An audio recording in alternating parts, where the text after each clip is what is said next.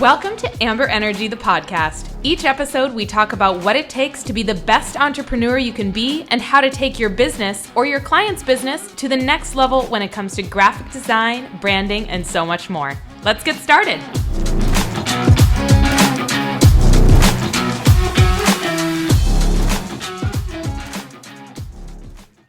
Welcome to AmberEnergy, the podcast.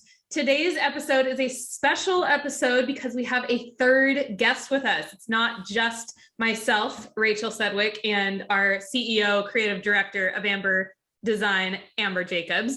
We also have Adam Jeffers. How are you doing, Adam? I'm doing well. I'm excited to be recognized as a special guest. Honestly, Yes, it doesn't happen very often. Well, this is the first of many, I'm sure. So Adam, usually when we start off our podcast, we start with a few, each of us share a highlight for the week. So I'm going to have you start and put you on the spot. What is a highlight from your week? Could be professional, personal, whatever. Okay. Yeah. I was going to ask that if it was solely work related. I'm going to go with Saturday. We had a lovely Maine day. It was right after like an 8-inch snowstorm the day before. And there's a nature preserve nearby, and they do cross-country ski rentals. And so we got out there and did that for the first time. And it was like perfect conditions, like beautiful blue sky, groomed trails, and only fell a handful of times. So it was really cool. It was my first time on skis, and it went way better than I imagined. So I think we'll be back for sure. That's awesome. And you just moved to Maine, right? We moved in October of 2020 as renters, and we closed on our house in June of last year. So we're here for the long run now. Yeah. Very fun. Tell me quickly about the cool thing that you just bought tell them about that you bought last year. Like, it's the homestead. Tell them a little bit about the homestead. Yeah. So we, I wish this wasn't so glary. You could see back into our property, but we bought this really nice, timber frame house in coastal Maine. And we're actually situated in the forest. We have 10 acres of really beautiful Maine woods. And we're in the process of marking trails and going to do gardening and animal husbandry. And so it'll be a really fun little project. And we've got a lot of work cut out for us, but we're excited. We're still in that excited phase, and hopefully that lasts for a while longer. Wow, that is really cool. Yeah, it's been fun. Well, I'm excited to learn a little bit more about that. It's clear that you are much more than a designer, similar to Amber. So that's clear why you two get along so well. Amber, what about you? What's your highlight from the week? My highlight for the week is that I made time to go meet with a old client colleague, at a really cute new coffee shop in Mill Creek called Basique Coffee. Andrew Holes from JWilbur Foods. So, I got to meet up with him for an hour yesterday at the coffee shop, on the bar, having a cup of coffee and catching up. He's been my client now for, 4 years or so. And so now it's kind of turned into more of a relationship. So, we kind of catch up on each other's professional relationships and businesses. And so it was really nice chatting and catching up with him. Very cool. I'll probably, when we do the editing, I'll put what JWilbur Foods is up on the YouTube screen, because we do this podcast on YouTube. JWilbur they do marinades and rubs. Barbecue sauces, rubs, and Bloody Mary flavoring. Yes, that's right. Yeah, really cool client to be able to taste test their product, right? Yeah, it's super good, and I love the product, and the packaging looks super dope. Very, very good. Did you do it? Yeah, I did. That's why I also like it. Their product photography looks pretty good. Their product photography looks crazy. And their branding photography on their website. I did that too. Oh, awesome. Well, that sounds really cool. I love exploring new coffee shops. I've been very homebound the last week. So I'd say my biggest win is just being a lot more productive, just in general with my work. Not only with my other job as a coach, but with Amber Design as well. We're bringing on some new people soon and just kind of expanding like we said we would. So That's like crazy how soon that is happening, really, because we are busy at Amber Design. So I'm excited for all the productivity that has gone on. Wow, So yeah, thank you. It's good stuff. Yeah, so we want to get started with our main topic at hand, which is Adam, our special guest. Adam is a contractor for Amber Design. So you are a designer that works alongside Amber and on a lot of our projects. When did Adam come on? I just checked the contract. It was signed on February 27th of last year. So wow, it appears you're coming up on your 1 year wedding anniversary. Oh, perfect. Because then I always request a 50% raise at my 1 year mark. So that's coming your way. I was like, oh, wow. So 1 year almost together. Yeah, that's amazing. Yeah, I remember I was actually just looking myself, I think one of the last times we met, just in my old files to see like when some of the first projects we worked on were saved, and it was, I think ABB was one of our first clients working together. We were still doing like digital logos at the time. Mm-hmm. And that dates back to early March. So I figured we're like, in the realm of about 1 year. And it's been really amazing. So I'm glad to be going into that anniversary with you guys. So yeah, well, we're super excited to have you. Why don't you go a little bit over just what you do for Amber Design and how many years in the biz? Sure. So for Amber, actually in the process of taking even it's transforming even a little bit as of yesterday. So it's pretty fresh. So traditionally in the past, I'm a graphic designer. Amber has brought me on for a variety of logo centric projects. Mm-hmm. I think we've done about 6 or 7, I'm guesstimating, over the last year. Anywhere from jumping in like at round 2, which is our digital stage, and or starting from the very beginning with research and sketches.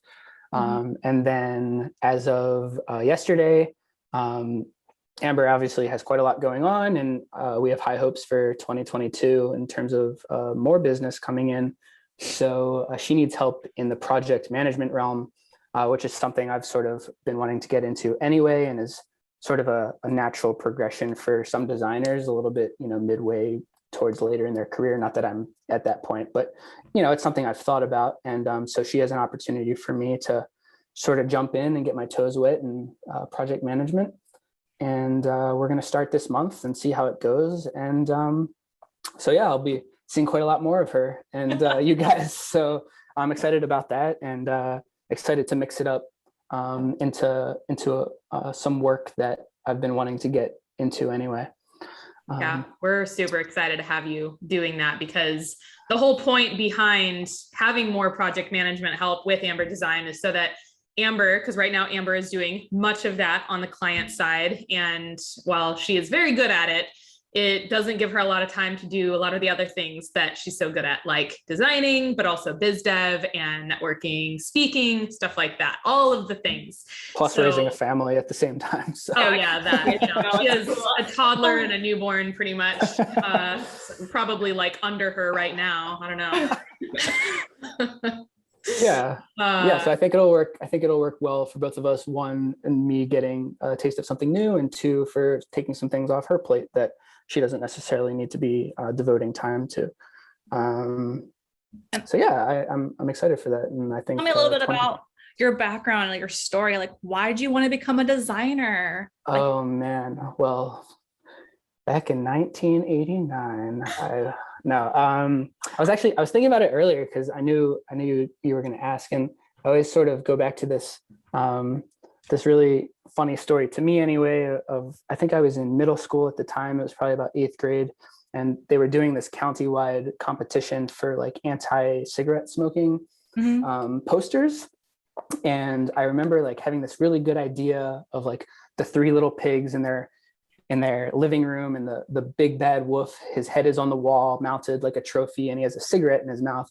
And I like came up with this really funny line. It was like, he huffed and puffed and look what happened. And I ended up in the county like getting 2nd place in the entire thing. And I was like, and they gave me like $300-$400, something like that, which at 13 in middle was like, school. yeah, exactly. In middle school, you know, I was like blown away. And I think I How had this wholesome. realization. What's that? I said, how wholesome is that? I know, You know? I know. It's really cool. And I have this like realization sometimes of like, that was it. Like, I remember thinking, I drew this picture and I like thought of this like silly little slogan, and like people paid me money for it. And that's basically what I do now. You know, it's basically what graphic design is, dumbed down. And so that sort of got the ball rolling, and I eventually went to college. I went to university in Virginia at James Madison University, and got my degree in fine arts with concentration of graphic design.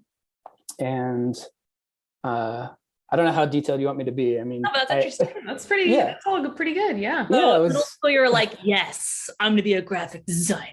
Exactly. Yeah. I think that was like the first realization that people can make money from doing art. And it sent me sort of down that path. And I went into college knowing that was going to be my, you know, my major. And so I didn't really ever question that. I mean, maybe I questioned it like once I graduated and was like working in agencies and had like these deadlines weighing down on me and stuff.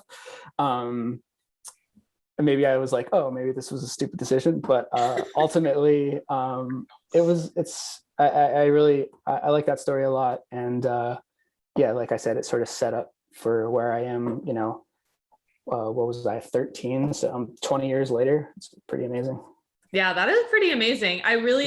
It's cool because that's kind of similar to how Amber got started too, is like she had a teacher and she was in grade school, like high school, right? And then found out you can make money doing this, and here we are. So it's always cool seeing that, like having that turning point, whatever industry or career you're in, finding out like, wow, I can make money at this. Like it's something that's maybe not your normal thing that you hear about as a kid, like doctor, lawyer, stuff like that. So graphic design, yeah, logo designer, artists, right? We're obviously really artists as kids, and being kids of 90s, you know, how computers came in the fold, and then that's what we decided to make a career out of. Yeah, mostly commercial arts, and I was like, I really didn't know about it. Yeah, and I will add one last thing. I remember the high school that I went to was one of the only in the county that had this grant where they like had a special program that supplied a classroom full of computers and the full Adobe suite. And so I remember even going into college, like, you know, those, kind of ahead of the game. Those 101 classes are all about like how to maneuver these programs. And by that point I had been doing it for like 4 years. So it gave me like a huge advantage, I think, cool. And just like boosted my confidence in the college realm as well. So yeah, definitely. Got lucky there. I was super lucky. Wow. Yeah. Very cool. Now everyone in their, you know, early, like before they're even 10, they know how to use Adobe, right? I know. It seems like. Don't we tell you what we do for a living? Come on. Hey, you use other apps too. Oh, I love it. So let's transition to a little bit like how you decided that you wanted to work for Amber Design. Like I know you applied for our Indeed ad, right? Yeah. And got started that way. So tell us about that origin story. Sure. Yeah, I worked in agencies for my first 5 years out of college, I think. And then in about 2015, I decided, I mean, this is like way back, but I decided to go freelance. And when you're freelancing, you sort of cast a wide net and try to find clients through a variety of ways. Indeed, it happened to be the one I was utilizing at the time, but I have clients that I still work with today that I found on Craigslist, you know, like local Denver Craigslist. I was living in Colorado at the time, and she just emailed me like 10 minutes before this podcast. So this is someone I still have a relationship with. So at the time, I think I had been working a lot for this magazine that was like an online magazine doing articles for like new moms and new parents. And I was doing I was basically like their photo designer. And their magazine got acquired by somebody else. And so they let everybody go. It was unfortunate because it was good work. And I was sort of in this place where I was like, all right, well, I've just like lost, 20 hours of freelance, 15, 20 hours of freelance work per week. Like this is a pretty significant gap in my schedule right now. And it was so serendipitous because I think that I saw the ad. I've been, I always monitor a little bit because you never know what's going to happen, like this situation where it's out of your control. And I saw that ad, I remember thinking like, oh man, I could either like wallow about it or I can just like go on Indeed and like apply to a bunch of stuff and hopefully something sticks. And it did, which is amazing. I mean, I think I found Amber and got a reply back within the week that the magazine got acquired. And so, I had like 1 week off and all of a sudden I was like ramping up to do more work. And it felt really encouraging because, work isn't always that easy to find. Sometimes, sometimes you're in the peaks where you have too much work and sometimes you're in the valleys where like, nothing is available. Freelancing is very cyclical in that way sometimes. Yeah. However, I think, at the time it worked out really well. Like I said, it was very serendipitous and filled my, I didn't fill all 20 hours immediately, but, it was one of those things where I was like, I really like working for this person. It looks like, she's about to have a kid. The workload could definitely increase over the year. This is like a really good opportunity. And here we are, like we mentioned, about a couple weeks away from our year anniversary, which is really cool. Yeah, I remember when we posted that job, because that was when I came on with Amber around like January, February time, as helping with hiring. That was one of my main things. And it was my job to like look over all of our candidates because we got so many candidates for that designer job. Yeah. And so many people really not up to Amber's standards. Anyone who knows Amber or has worked with Amber knows that her standards are very high and she's not afraid to tell you about it. Yeah. But that's a good thing. That's why, we're successful here at Amber Design. Yeah. But like your portfolio, I remember, stood out as something like, oh yeah, I think she'll like this one. So yeah, we lucked out. Screen everything for me. Cause I was like, that's probably one of the biggest reasons why I had never gotten into hiring before. Cause the thought of like trying to run and do design work and run the business and then also sift through, however many, 50 to 100 applicants. There were 80 applicants, like within the first couple of days. And so the thought of going through all of those portfolios and all of those resumes and then scheduling and interviews, I was like, I don't got time for this. Yeah. Which is probably why I stayed solo for so long. Because I was like, we'll just hack it because I don't have time to commit to interviewing folk and going through 100 portfolios. Yeah. Yeah. I think I've always wanted to sort of see what it's like on the other end, like I'm actually surprised 80 is a high number, but I'm actually surprised it was that low because, there's certainly different tiers of design posting on Indeed. We'll take, for example, like I needed something very specific. I needed something that was freelance, contractual, fit in my very, unpredictable schedule, and was willing to pay me more than, the 15, 20 an hour that a lot of these postings are listing, so which I don't even bother with. And so it checked all my boxes and yeah, so very, very grateful that it worked out. And I remember thinking at the time, like, oh, wow, like that was too easy. Like, what's the catch here?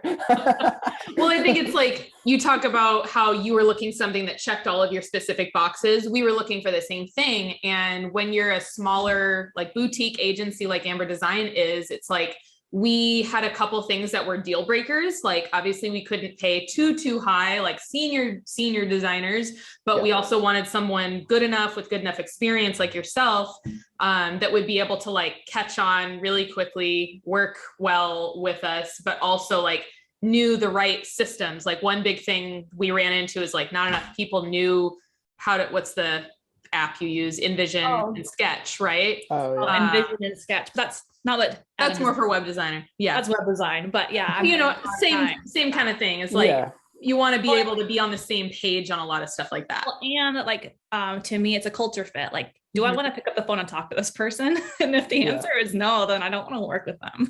Yeah, exactly. Like, do I actually enjoy chatting with this person on a side note? Yeah, half the time we're not even talking about projects. We're talking about like where we went on our last trip. The food that we want to eat. Or your homestead and like my upbringing with exactly, your farm upbringing. Exactly. Yeah, my farm upbringing and your homestead and like tips and tricks. I'm like, oh yeah, this. And you're like, I didn't know about that. I'm like, okay, see, I need to come out to Maine. Yeah, exactly. It's a lot of fun. Trip out to Maine to the homestead when you have it all set up for us. It's a write-off. I'll bring my hurricane lamp. Yeah, exactly. Yeah. Because he's got like no power, by the way. He's all got, wood burning, flat top wood burning fireplace. Our power goes out all the time. We've got our little generator. But he's cooking his soup, on the skillet, on the fireplace. It's a really good visual here. Hey, but that's my upbringing. When the power went out when I grew up, that's what I had. I did this already. I've been there, done camping, basically. Indoor, a little warmer. And then we'd have, go make sure, you get the wood burning fireplace, but you had to have a pot of water so it doesn't get too dry. Make sure put some cinnamon in there so that way it smells good. Ooh, so your nose don't dry out from having the heat fire all the time. That's great. Yeah. I don't know the cinnamon trick. I'll have to do that. The cinnamon's like the extra add-on of like, you want to make your house feel extra cozy with the wood burning fireplace, put a pot on it with some cinnamon sticks. It'll be amazing. I'll do that. I'm sold. Danielle will love it. Yeah. So that we've gone over your history, how you joined Amber Design. Our meat of this podcast episode is talking about responsive logos, because that's a big part of what you do for Amber Design so far. So Amber, you want to start off like why you want to talk about this? Because I've kind of been reflecting a lot lately in the graphic design industry and how it's evolved over the last 20 years. We're in 2022 and, since 2000 to now, a lot has changed with design, how we've done things as designers.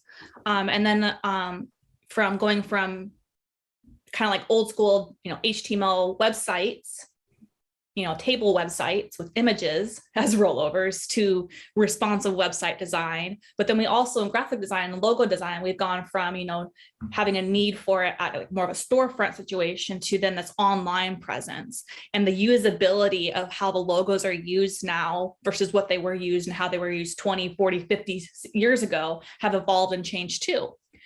And that's, with the rise of needing responsive websites in the early 2010s, came a rise for responsive logos and those breaking points, depending on what device you come from, and how that sort of evolved. And so in my opinion, it's kind of like how and why it arose. Like, wow, all right, I got this logo, but now I need a stacked version. I need a horizontal version. And that favicon that we've now created, which is like the browser icon for those that don't know, and like an app design, or an app, a mobile app. I now need like a symbol or something to use for those use cases.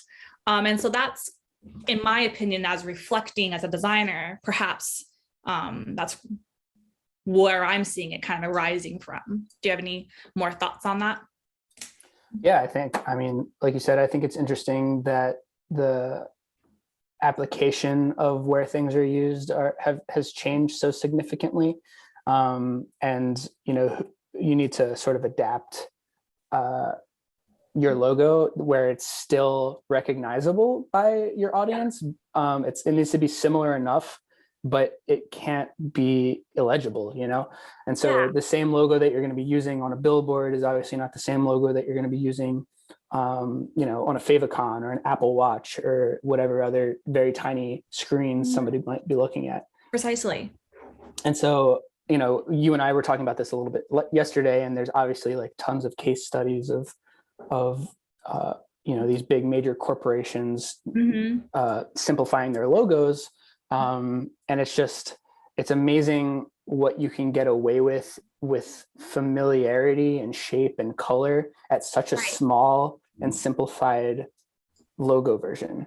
Like I think a good example of this might even be like Heineken. Yeah. Heineken at like this full lovely logo, like this beautiful like looking thing, you know, at a small size, like the responsiveness is just the red star. Mm-hmm.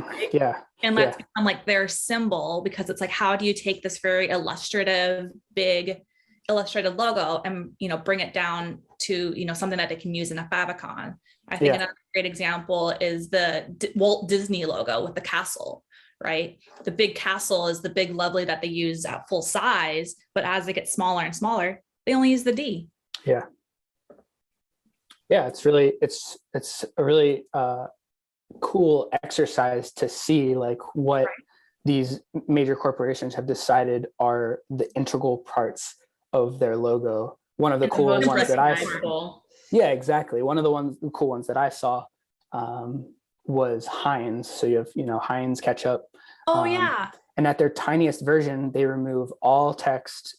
It's literally just the shape of their label, which is like I didn't realize until I saw it. It's like, it's a very recognizable symbol. And it's just, it's two colors. It's really one color. One of them is white.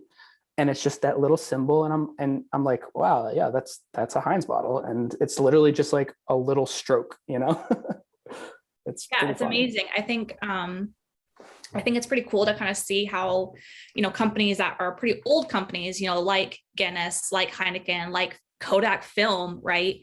Like those are like pretty well-known older companies that are, you know, probably 100-ish years old, but they've had to evolve themselves in that responsive world of like, all right, yeah, this might have been our cool big lovely, but all right, like I now gotta have a mobile app and I now have to have like a bug of sorts. And like, how can I distill my beautiful logo and branding into its most simplest, iconic form? Yeah. Like Kodak 100 years ago wasn't like, oh, like I need a logo that will fit in a 50 pixel by 50 pixel square, like on a computer, you know, and be legible, right? Exactly. Like, because I think that's the big thing with responsive logo design, and that kind of coining that term a little bit, you know, it's like just that, like, all right, it needs to be legible at a big size, but then how's it going to hold up on, you know, 50 pixels by 50 pixels? And I think now it's become very popular with brands, all brands, to be able to have that responsiveness for that small size. And so I think that's the growing need of having these sort of like, I call them compound logos or illustration logos, where it's combination between, you know, yes, a word mark and a symbol, and having them, that's very common right now and very, very necessity right now, or out of necessity of these kind of responsive compound logos, you know, because of how people want to use them right away with like that. Would you say that that's like more common to see, to like when designing a logo, to have to like make both versions right off the bat, whereas maybe like 10 years ago you did more of the like illustration style logos? 20 years ago you did more illustrative style logos. I think of even combination marks, illustrative logo marks, even in the fast food industry, are very common, like Burger King or Taco Bell, right? It is one illustrated mark and it's not responsive. Would be two off the top of my head examples. And even those companies now have had to try to figure out a way to create a distilled version of their logo.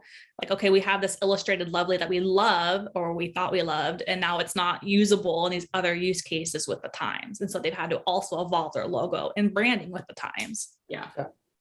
So I think, you know, I think luxury brands have always done a really good job of having a symbol or a bug, or even clothing brands prior to the 2000s, you know, because they all needed to have like some cool suave, you know, symbol on their car, on their watch, or on their, I don't know, clothing, you know, whatever, purse, right? I think luxury brands have been done a good job of that for a very long time. So I think it was an easier transition for them, but I think everybody else that wasn't in luxury or tech, you know, had to sort of evolve themselves. What are your kind of like? Yeah, I think, I mean, even in terms of what Rachel had asked about showing those different versions right from the beginning. I mean, part of our process in our design studio for Amber is when we're doing our round 2 digital sketches is to show the logos that we're working at on in different arrangements. We have vertical arrangements, we have horizontal arrangements, we have icon arrangements, and a big part of what we do is we present them and we comp them onto real world things, traditional swag like shirts and water bottles and dog bowls, what have you, and app icons. And because it really, in this day and age, it really helps sell to the client. They can visualize their, because otherwise it's this very abstract thing. It's this thing that people are working on. But when you start seeing it on physical products in different, arrangements, Mm-hmm. yeah, exactly, different cases,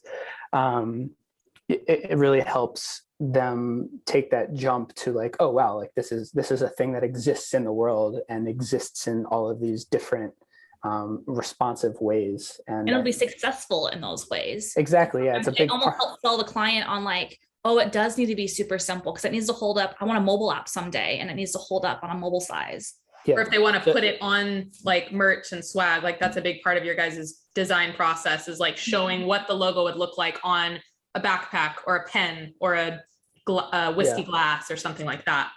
And it's like, ooh, okay, I really like it. And they can like envision how it could be. And we focus on, even in stage 1 or phase 1 of our logo process, we focus on the symbol only. Like, because if you like the symbol, you like what's happening there, the rest of the logo kind of falls into line, right? Yeah. It's like whatever symbol style they pick, it's like, well, I'm going to pick a font or customize a font in a certain way to match it. Because right now we've been so focused on the symbol as we've evolved, as companies have evolved with technology. Yeah, and not only does the round 2 like product display help the client visualize, but it helps like keep us honest, because like if we're throwing our stuff in there and I'm putting it on a very tiny water bottle versus like a big messenger bag and it doesn't hold up, then I really need to like reevaluate like why I'm putting this in the deck. This, if it doesn't work for me, like this isn't something that we can show the client. And so it's sort of a two-way street for both our side and their side. Because there has been moments where we've worked together and it's like, wow, we like it as a big size, but then we shrink it down and we put it on something. It's like, oh, that we need more leading, or we need more space between these lines, or whatever it is. It's not holding up at a small size. Yeah. Because like most use cases right out of the box, like, so a company, I love this logo, it's great. Well, guess what the first thing they're going to do is they're going to make a website. Business card. Small applications. Small applications. And it's like, oh, I love it. And it looks big on a presentation deck and it looks super dope. But then they go way down for a favicon, or way down to like half an inch by half an inch on the back of a business card, and it don't work. Yeah. Well, guess who they're mad at? Yeah. Right. So we just it's a good check. Yeah. For a design process. Well, in that way, if you preempt that by trying to look at that before taking it to a client in that next round of review, you protect yourselves from having a client get excited about seeing the logo and how they like it and how you liked it originally, but also prevents that disappointment later for like, oh wait, I can't use it on this sucks.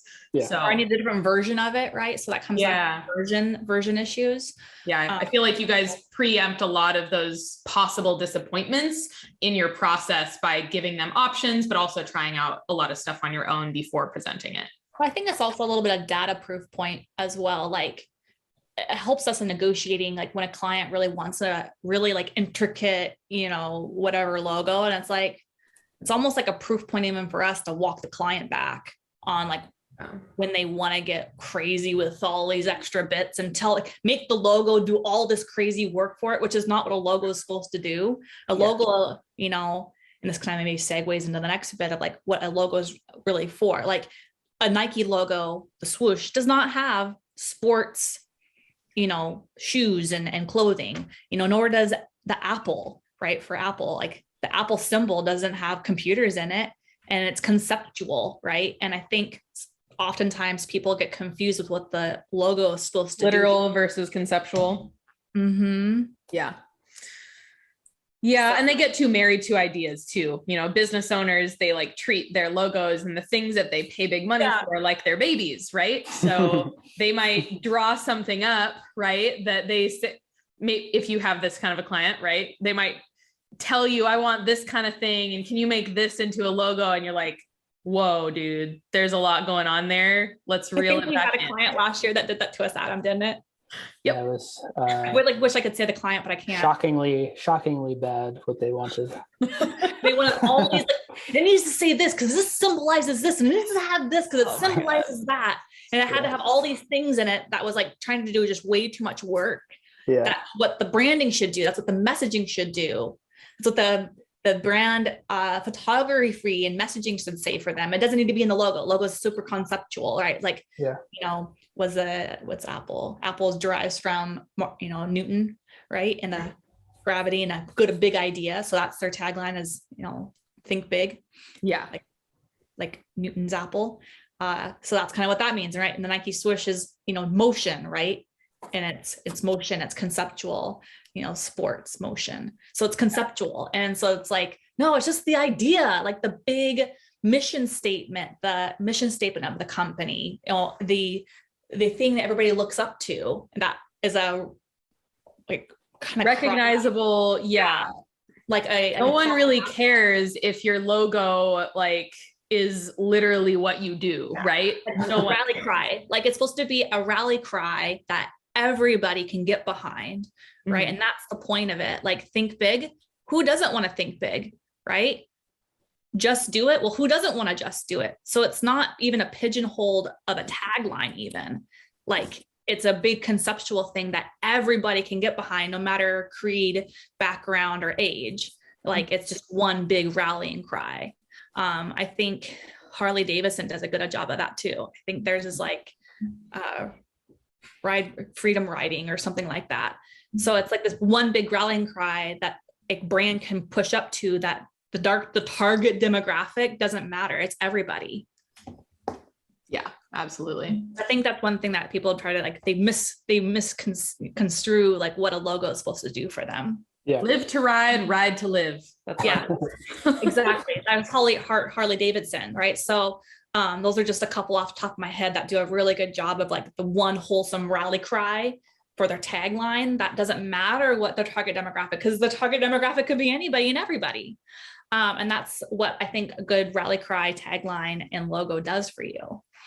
Again, Harley Davidson, I'm pretty sure there's not a motorcycle in the main logo anymore. Nope. I think it's just script font. I mean, they have their emblem. Yeah, they have a couple different versions, like we talked about already. A couple different versions of their logos, depending on the use case.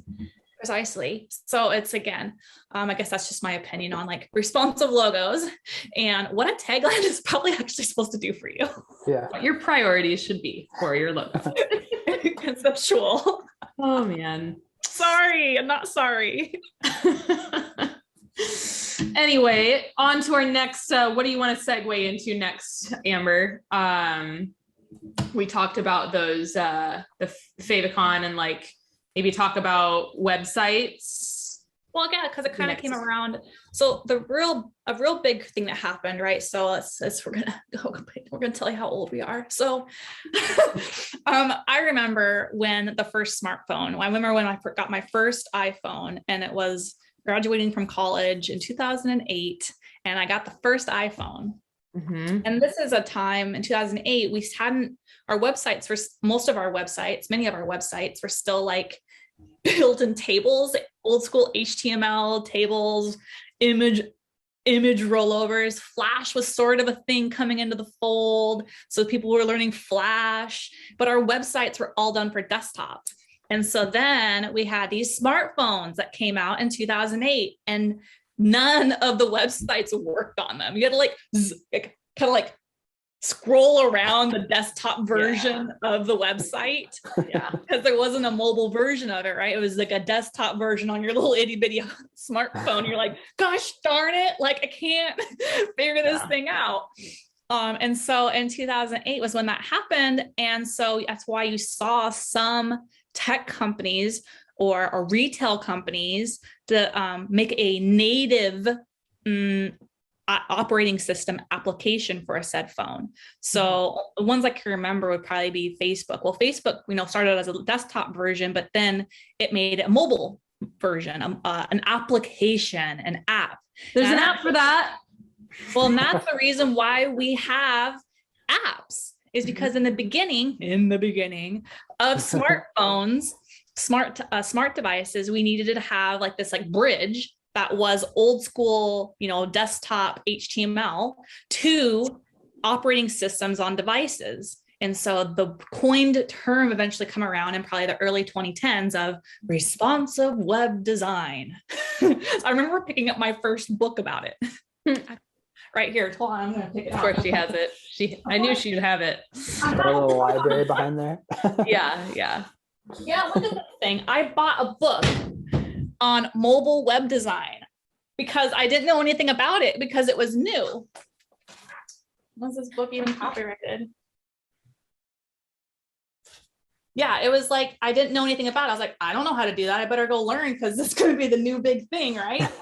So anyhow, yeah, 2013. So that's when kind of like designing for mobile kind of came to be. And so that gap from 2008 to 13, 12-ish time was when all these companies had to like, well, how do I design for mobile? Yeah. And like, what do we need to do? And like, I guess I need to have this app in the meantime until I can get my website to be mobile first. Yeah. A lot of design. Well, and I think a lot of time, like if you guys remember when when the smartphone came out, or like even just like the iTouch before that, I think that was beforehand. There were apps for like weird stuff that you like a Zippo lighter was the coolest app. Oh yeah, and the shotgun. It wasn't even like a game, like a video game. There was so many apps that were just like random little funny, entertaining things. Yeah. And that's probably a big, like, I wasn't paying attention that back then. I was a kid because I had my first one in high school. I'm a little younger. And so like, I'm sure that designers started to have to design like the responsive web apps or whatever, because like, okay, yeah, we have all these entertaining apps, but like, what about having functional apps, like apps for Facebook and Netflix? And because like more and more people were trying to figure out what else can I do on this tiny screen, right? So it's a growing rise for web app designers and developers, and how do we design on these operating systems? Yeah. I mean, I remember working for Microsoft and like I actually had to design 3 different breakpoints. We would design a desktop, tablet, and mobile breakpoints. And then we designed a type ramp depending on the mobile size or the device size, and an image hierarchy ramp sizing. On a desktop, this image is this time, and then this size, and that this breakpoint is at this size. And I would have to freaking redline them and like tell the developer how many pixels it was between all the things, because like every pixel counts at that point, right? Oh, and it had to look good still. So I remember that was like one of my jobs, I want to say in like 2012 or 11, was like just, designing for mobile and like telling the developer like how to do the breakpoints and how to do the type ramps for that. And now these days, like if you do any designing and, one of the templated website design services like Squarespace, for example, you can, at the top, you can click whether you want to view it at like full desktop, tablet, or smartphone. It's amazing now. And just like the average person, if I visit a website on my phone that doesn't have a mobile version, I'm like, oh, fuck this. I don't want to look at this. This is the worst. I mean, that's where we've come now. Like as of probably 2015, we've had to stop. Developers got on board, and we didn't have to now redline all of the different things anymore. It was just becoming a gimme. But like pre that, we haven't had this, like, again, it's like from 2008 to 2013, we had this gap to fill with how do we make websites on mobile devices. And so then that came a rise of apps, came a rise of like, what is a symbol that we need for these apps? And that became a growing rise for a need for that application version of a logo. Yeah. It's kind of where that evolved to. And so that's like It's like, man, I feel like I'm really aging myself, but that's kind of, in my opinion, and us reflecting on, the rise of mobile and the rise of responsive websites. We used to coin that term. That term of responsive website was sort of coined in 2013, 14 even. And now it's like a gimme. Like if you it's like, yeah, I got a website, and of course it works on a mobile. But that was not a gimme 5, 6, 7 years ago. That was not a gimme. A lot of just like basic website builders like kind of automatically do that too. Yeah, it's a gimme now, but those used to not be gimmies just 10 years ago. Yeah, time has flown by. So it's kind of funny to even think back on like just our career and the short time of becoming professional graphic designers. It's like, I can say those silly things now, like, I remember when. Yeah. I mean, you had me reminiscing about even like my college, time in college as an art major, and thinking like, I'm pretty sure I just like in my 3 years of logo classes, like pretty sure I only just gave them like one version, and like that was it. It wasn't like it was nothing. I didn't learn about outside responsive logos in college. That wasn't a thing yet. Yeah. Like I said, it wasn't even a thing. We just would draw up some cool looking logo, and like it was like groovy, like cool. Yeah. We didn't have it the way it is now. I've seen people like claim that incorrectly, and they've acknowledged that it was an incorrect claim, that it's like, just a trend or a fad, whatever. But like the reality is, like, now that we're a handful of years into it, it's really a necessity. It's not going anywhere anytime soon. Yeah. It's not going anywhere than it used to be.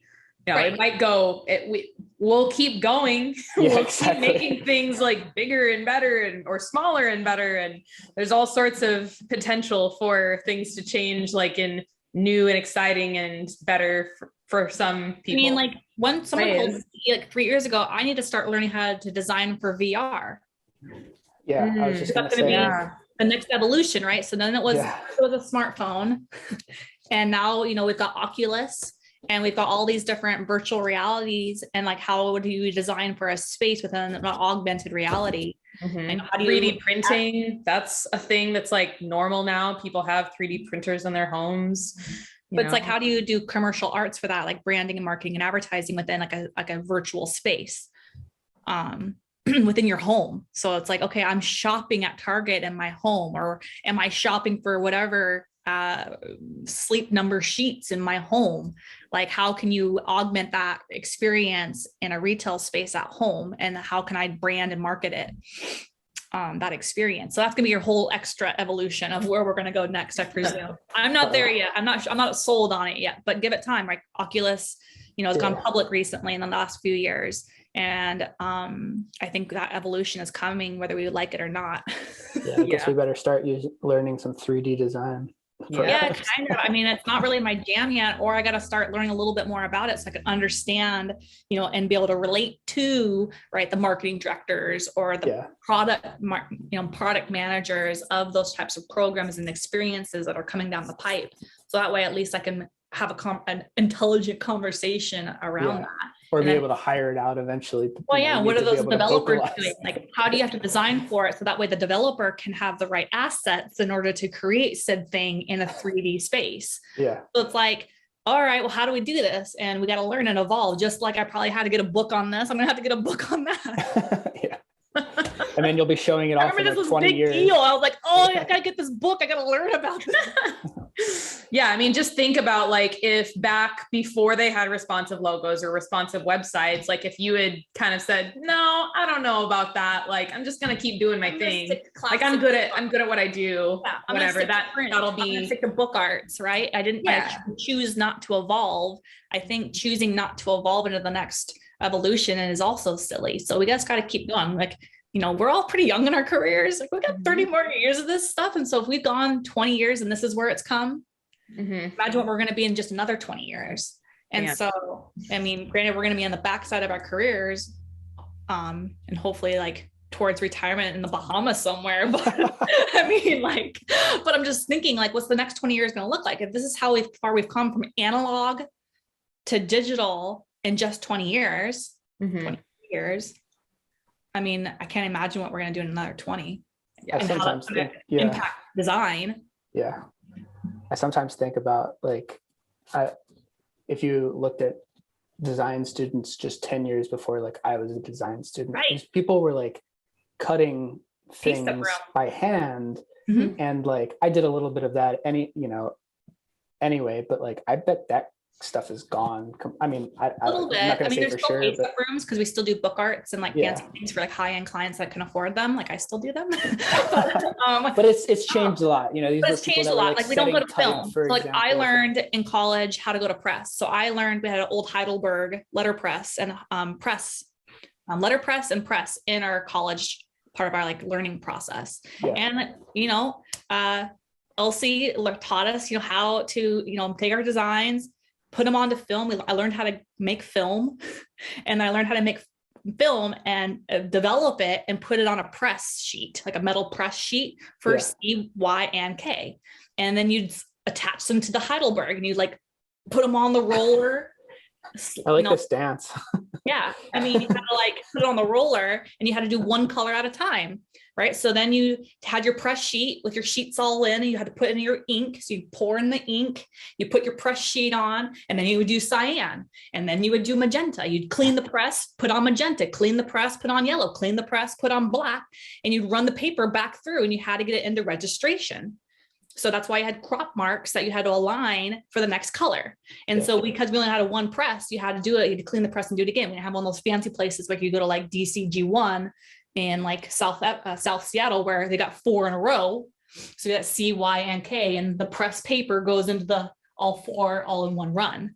So, but those types of things are lost on people, why we have registration marks and why we had to do it a certain way, because that's the way we had to do it prior to going to digital with all of our printers, for example. Like little ways that designers and like, early adopters and inventors use to like kind of further those along, but in a modern way is pretty interesting. And you've both been through a lot of those changes. They pull it analog. Like we've gone through this, we're in this weird like generation where we remember both analog. Yeah. Having like a little analog, this little black book with all my friends in it, because I had to, couldn't remember all their phone numbers. Yeah. So analog to this digital smartphone phase, and we can remember both, which is probably really unique. Yeah. Because we can understand how things have evolved and come from. And I think it's a unique perspective. Well, and I think it helps your adaptability too as designers, right? It's going to help you in 10 years when everything changes again. Like computers came about when we were children. Yeah. I mean, we didn't have our own, but I mean, like they were at school. Yeah, exactly. So yeah. I remember this, just one last note about like the changes that I've seen over my career. I remember like my senior year of college, we were doing a lot of like portfolio building and going out and doing interviews, etc. Mm-hmm. And I think it was like, it had to be the last year of physical portfolios. And I remember spending like $200 on this amazing portfolio with all these amazing sleeves. And literally like the next year I was like, dude, everything is online. Everybody has digital portfolios right now. And I actually, only because it's out right now, hold on. Mine too, why you do that? The remnants of my digital portfolio. I only use it. I use it now for like some of the art that I've collected over the years. We see yours. Yes. I'll show you mine. So I made this because I'm book arts. So I was in print production. So I made. Very nice. You like that? And then I would open up. Ooh. And I made this box. So this book arts. Oh, it's in great condition. It's very beautiful. And then inside would be all of like my actual print pieces, like samples. Yeah. Like print samples, whether they be little hand-bound books or whatever they might be. I had print samples in some of my first things way back in the day. Here's one for art keyboard. And so this is the era that you actually had to have a printed like an actual physical portfolio, because we didn't have website portfolios. No, it was amazing. Like the amount of time we dedicated to this physical thing that like a year later was completely worthless was like such a waste. I spent hours. I actually had to create this like piece like twice or three times. So I didn't get the groove just right. This is called a French groove, right? I didn't get it right. And like I didn't lay down the book, the fabric right for the curve. Yeah. So I was trying to show off my bookbinding skills with the curve and like be this impressive portfolio piece I could bring to an interview. Yeah. Oh, good. We don't do this. Yeah, like now it's like take a picture of it and put it online. Oh my gosh. I remember back then we had to like print samples. We had to like take a picture of our thing and like print it out on like nice paper and bring it to an interview. Yeah. So funny. I remember like we made these leave behinds of CD-ROMs that I burned my files onto and like had a custom cover, and they were leave behinds for interviews. I'm just like, what the hell? Like little sample thumbnails of like our work. Yeah, so funny. Yeah, so anyway, we've seen quite a lot of changes, and next I guess it's 3D. I know, and that was just, I just graduated in 2008, so it's really not even 13 years. I've had to go from a physical print portfolio to the kick-ass website that I have now. Yeah. And how far we've come. Like I used to do that little I used to print out little process books for an interview so that I could show it off to the creative director. Me too. In the interview. That's actually, but I mean, one of my favorite things about your website actually is the in-depth process stuff that you show. So like maybe there's like, you look back, like there was this benefit of like you creating these process books back in the day, because like now you have these like extremely elaborate and informative, like every step that you took to get to the final version. And that's one of my favorite things about your website. That's the one thing I think it really sets you apart because of that. Well, it's when I don't remember what creative director it was, but I had a creative director that was interviewing me and then eventually became a future boss. I don't know, I can't coin them right now, but they were not interested in the final solution. They wanted to know how my brain worked to get there. And they're like, like when you're in school and you have to show how you show your work with an algebra equation. And so I had a creative director that was more interested in the process than the final solution. He's like, I don't care if it looks pretty. I want to know how your brain worked to get there. Like, how did you come to this? Why did you get to this? Yeah. What things inspired you? And I guess that always just stuck with me, like showing the work. And then eventually it held out in spades because now my clients can see the work and they kind of know what they're paying for. Like, it's not just the pretty end solution. It's like the process and the thought process and the creativity that went into how we got to the final solution, which is unique.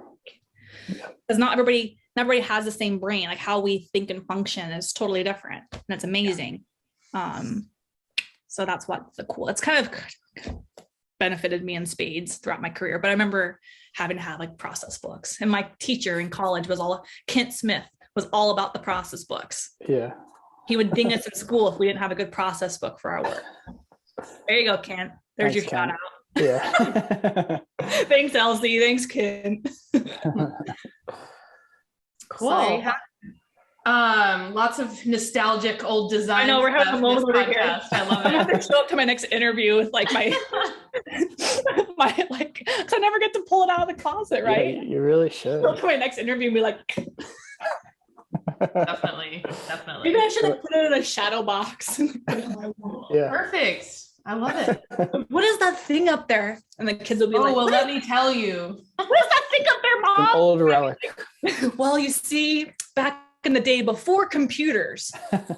Well, and I know that thing is probably like hidden well in your closet, so a certain toddler doesn't like get it and like rip it open or something. No, it was a fun thing that we all had to do it in college. It was like part of our senior projects. Yeah, very cool. Well, any last things we need to cover? Amber, any other questions or things you want Adam to share with the world? Tell the world about your coffee prep in the morning. Oh, I don't have a good story for that. How do you take your coffee? We'll go start there then. Well, I'll tell you, I'm only recently back to the dark bean overlord. I took a break for all of December. Just because I feel like I was like just jittery all the time, and I was like, oh, I should like How much That type of coffee were you drinking a day? I feel like I only have like a cup and a half most days, so it's not anything excessive by any means. But anyway, I'm back on the bean, and we just have a drip machine, honestly. And I wake up. I've been waking up at 6:30 in the morning every day for this new year, trying to get an early start, which for you guys is like 3:30. You guys are hopefully.